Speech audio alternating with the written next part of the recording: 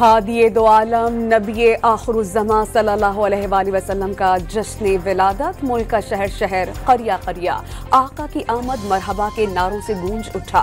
जुलूस और रैलियों का एहतमाम, हुजूर की खिदमत में दरूद और सलाम के नजराने पेश। यौम दिफा पर कई शहरों में रैलियां, पाक फौज से भरपूर यकजहती का इजहार। फजाएं पाकिस्तान जिंदाबाद, पाक फौज पाइंदाबाद के नारों से गूंज उठी।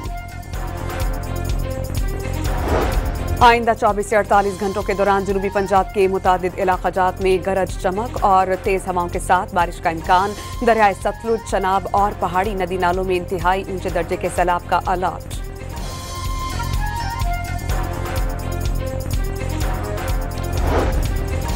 पंजाब में हालिया सैलाब से 51 अफराद जाँ बहक, 4000 के करीब बस्तियां डूब गईं। मुल्तान के इलाके जलालपुर पीरवाला में हद्दे निगाह पानी ही पानी।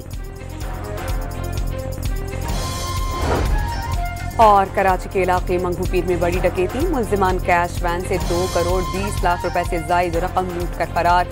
सिक्योरिटी एहलकार का असलहा भी छीन लिया।